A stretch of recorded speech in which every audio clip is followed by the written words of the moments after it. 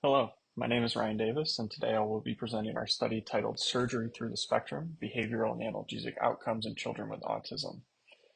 This work was conducted at the Children's Hospital of Michigan through Wayne State University in collaboration with our pediatric surgery, anesthesia, and research teams. Our study examines perioperative outcomes and opioid prescribing patterns in children with autism spectrum disorder compared with matched neurotypical peers undergoing ambulatory surgery. Autism spectrum disorder affects approximately 1 in 31 children in the United States, and its prevalence continues to rise. Children with autism frequently experience communication differences and sensory sensitivities, which can make unfamiliar medical environments particularly stressful. These factors may influence the perioperative experience, including anxiety, agitation, and recovery following surgery. Despite the increasing number of children with autism undergoing surgical procedures, data comparing perioperative outcomes between children with autism and neurotypical peers remain limited. In particular, no studies have evaluated perioperative behavioral outcomes and postoperative analgesic prescribing patterns in children with autism undergoing ambulatory surgery. The objective of this study was to evaluate perioperative outcomes and opioid prescribing patterns in children with autism spectrum disorder undergoing ambulatory surgery compared with matched neurotypical controls.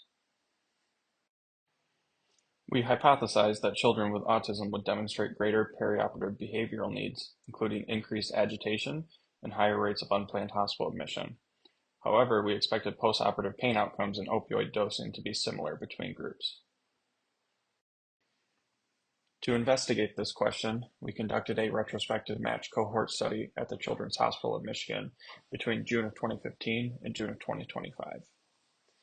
Children under the age of 18 undergoing ambulatory surgical procedures requiring anesthesia were included in the study.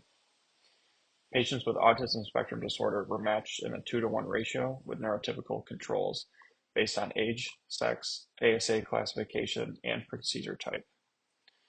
Matching was performed to control for potential confounders such as patient demographics and surgical complexity. Data were extracted from preoperative evaluations, anesthesia records, operative reports, and post-anesthesia care unit documentation. Variables collected included communication characteristics, behavioral history, perioperative agitation, PACU recovery time, pain scores, and opioid prescriptions at discharge. Pain outcomes were measured using standardized PACU pain scoring systems documented during postoperative recovery. Continuous variables were summarized using descriptive statistics, and categorical outcomes were compared using chi-squared or Fisher's exact testing as appropriate. Statistical significance was defined as a p-value less than 0.05. A total of 135 children were included in the study.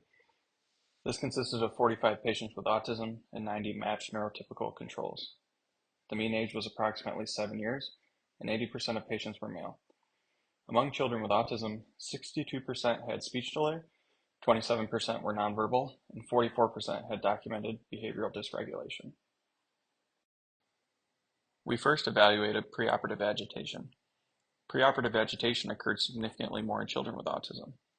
11.1% of patients with autism experienced agitation compared with 1.1% of controls, with a p-value of 0.016. Additionally, benzodiazepine use was more common in the autism group. These findings suggest that children with autism may experience greater perioperative anxiety and behavioral distress. Despite these behavioral differences, postoperative outcomes were largely similar between groups. There were no significant differences in PACU pain scores, recovery duration, or postoperative analgesic use. However, unplanned hospital admissions occurred only in children with autism. Specifically, 6.7% of children with autism required admission, while no admissions occurred in the control group. All admissions were related to agitation or behavioral dysregulation. We also examined opioid prescribing at discharge. Children with autism were less likely to receive an opioid prescription. Opioids were prescribed in 13.3% of children with autism compared with 31.1% of controls, which was statistically significant. However, among patients who did receive opioids, the total opioid dose prescribed was similar between groups. This suggests that while prescribing frequency differed, pain management was comparable when opioids were used. In summary, 4 key findings emerged from this study. First, children with autism experienced greater perioperative agitation. Second, unplanned admissions occurred only in children with autism. Third, postoperative pain outcomes were similar between groups. And finally, children with autism were less likely to receive opioid prescriptions at discharge. This study has several limitations. First, it is a retrospective single institution study, which may limit generalizability. Second, communication and behavioral characteristics were derived from clinical documentation, which may not capture the full range of patient experiences. And finally, the sample size may limit the detection of rare complications.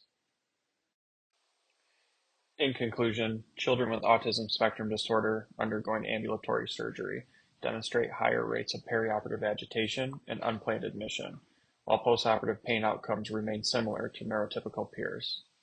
These findings highlight opportunities to improve perioperative care for neurodiverse patients through ASD-inclusive pathways, sensory-aware environments, and individualized preparation strategies. Such approaches may help reduce perioperative distress and support equitable surgical care for children with autism. Future prospective studies evaluating targeted perioperative interventions for children with autism may further improve surgical experiences and outcomes for this population. Thank you.